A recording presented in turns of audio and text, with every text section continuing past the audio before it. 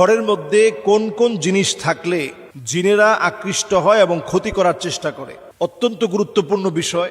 জিনরা আমাদের সাথেই থাকে এবং কারিন নামক জিন আমাদের সঙ্গেই বেঁধে দেওয়া আছে। প্রত্যেকের সঙ্গে এক একটা কারিন নামক জিন আছে, তবে ভালো সঙ্গী হিসাবে না। সে সবসময় আমাদেরকে ওয়াসওয়াসা দেয়, গুনাহের কাজ করার ব্যাপারে সে আমাদেরকে প্রলুব্ধ করে। এবার আসুন, ঘরের মধ্যে কোন কোন জায়গায় কোন কোন বিষয়ের কারণে জিন আসে। যেমন ধরুন, আমাদের ঘরের মধ্যে আমরা অনেক সময় জুনজুনি রাখি এবং পর্দাগুলোর ভিতরে এখন স্টাইলিস্ট যে পর্দাগুলো রয়েছে, ওই পর্দাগুলোর ভিতরে আপনি দেখবেন যে জুনজুনি বাজতে থাকে। এগুলো আমরা এখন প্রত্যেকের ঘরে এখন ফ্যাশনেবল এই পর্দাগুলো ব্যবহার করি এবং সেখানে জুনজুনি বাজতে থাকে। নবী সাল্লাল্লাহু আলাইহি সাল্লাম আমাদেরকে সতর্ক করেছেন, লা তাদখুলুল মালাইকা বাইতুন ফিহি জুলজুল। এই যে জুনজুনি অথবা নূপুরের যে আওয়াজ, ছোট ছোট বাচ্চারা নূপুর পরে, পায়ের মধ্যে নূপুরের ঝুনঝুন ঝুনঝুন করে আওয়াজ হয়, এটার কারণে জিনের আকৃষ্ট হয়। আপনি চিন্তাও করতে পারবেন না, খুবই সিম্পল সাধারণ বিষয়, কিন্তু জিনেরা এতে করে আকৃষ্ট হয়, রহমতের ফেরেশতারা চলে যায়। এরপরে আপনার ঘরে অনেক সময় আমরা দেখা যায় ছোট ছোট বাচ্চাদেরকে পেশাব করিয়ে একটা কমোডের মধ্যে পেশাবটা জমিয়ে রাখি, অথবা হাই কমোডে পেশাব করে ফ্লাশ করি না। এই কারণে জিন আপনার প্রতি আকৃষ্ট হয়, ক্ষতি করার চেষ্টা করে। বাউলুন মুনকাতা, হাদিসের মধ্যে বলা হয়েছে যে কোথাও যদি পেশাব জমিয়ে রাখা হয় তাহলে ওই জায়গা জিনের কাছে পছন্দের জায়গা হয়। তাহলে এই জায়গায় পরিষ্কার পরিচ্ছন্নতাকে নিশ্চিত করা। এরপর নবী সাল্লাল্লাহু আলাইহি সাল্লাম আমাদেরকে হাদিসের মধ্যে জানিয়েছেন, জিলদু নামির, বিভিন্ন প্রাণীর চামড়াকে আমরা, মৃত প্রাণীর চামড়াকে আমরা ঝুলিয়ে রাখি। বিদেশ গেলে দেখবেন অনেকে হায়নার চামড়া নিয়ে আসে।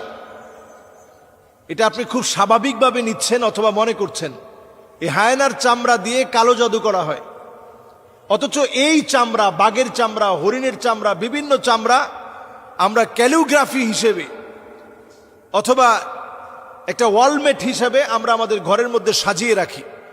নবীজি সাল্লাল্লাহু আলাইহি ওয়াসাল্লাম সতর্ক করে গেছেন, এটা জিন ঘরের ভিতরে আকৃষ্ট হওয়ার একটা কারণ। নবী আলাইহিস সালাতু ওয়াস সালাম এরপর আমাদেরকে সজাগ সচেতন করলেন, জিন ঘরের ভিতরে আকৃষ্ট হওয়ার আরেকটা কারণ কাতিউ রাহিম, আত্মীয়তার সম্পর্ক যে ঘরের মধ্যে থাকে না। সন্তান হয়ে মাকে দেখতে পারে না, সন্তান হয়ে বাপকে দেখতে পারে না, সন্তান হয়ে আত্মীয় স্বজনের খবর তো নেয় না, নিজের ভাইয়ের খবর নেয় না। এইরকম ব্যক্তিদের ঘরে দুষ্ট জিনেরা আসে। রহমতের ফেরেশতারা এমন ঘরে থাকে না, দুষ্ট জিনেরা এই ঘরের ভিতরে আসে।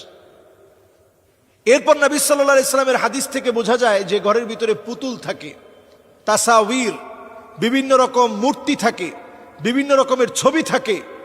এই ঘরগুলোর ভিতরে রহমতের ফেরেশতারা আসে না। এরপর হাদিস থেকে বোঝা যায় নবীজি সাল্লাল্লাহু আলাইহি সাল্লাম আমাদেরকে জানিয়ে গিয়েছেন, যেই ঘরের ভিতরে কোরআন তেলাওয়াত থাকে না, ওই ঘরের ভিতরে রহমত থাকে না। ওই ঘরটা একটা নির্জন বাড়ির মতো পড়ে থাকে, যে ঘরটার মধ্যে কোরআনুল কারীমের তেলাওয়াত হয় না। এজন্য ঘরের ভিতরে কোরআনুল কারীমের তেলাওয়াতকে ইনশিওর করা। প্রয়োজনে আপনি মোবাইল থেকে কোরআনুল কারীমের তেলাওয়াতকে ছেড়ে রাখুন। প্লাগ ইন কোরআন, সার্বক্ষণিক কোরআন তেলাওয়াত চলতে থাকে। এই ধরনের ডিভাইসগুলো এখন পাওয়া যায়। আপনি কোরআনুল কারীমের তেলাওয়াত আপনি ছেড়ে রাখেন, লাউডলি ছেড়ে রাখেন এবং শোনার চেষ্টা করেন। কোরআনুল কারীম তেলাওয়াত যখন বাজবে তখন অন্যমনস্ক না থেকে শোনার চেষ্টা করেন। সন্তানদেরকে অভ্যস্ত করেন। বাসার ভিতরে যখন খুব লাউডলি মিউজিক বাজানো হয়, এটা জিনদের আখড়ায় পরিণত হয়। এজন্য মিউজিককে বাসা থেকে একেবারে নিষিদ্ধ করে দেন।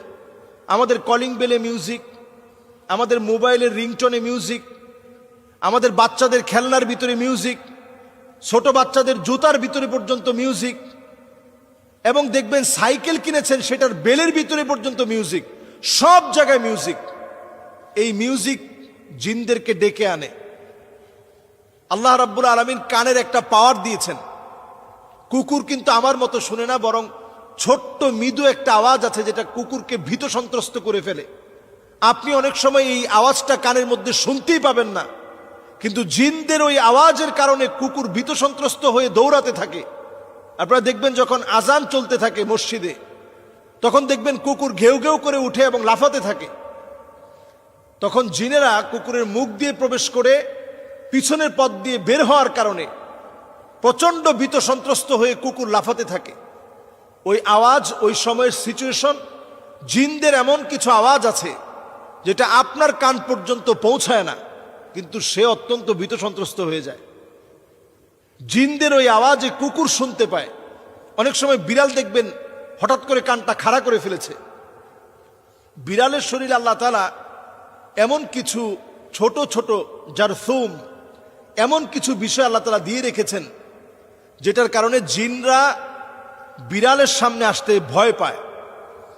ছোট ছোট পাখি আমরা লালন পালন করি, কাকাতুয়া, লাভবার্ড, টিয়া পাখি, কবুতর, ময়না, এ জাতীয় অনেক পাখি আমরা এখন লালন পালন করি।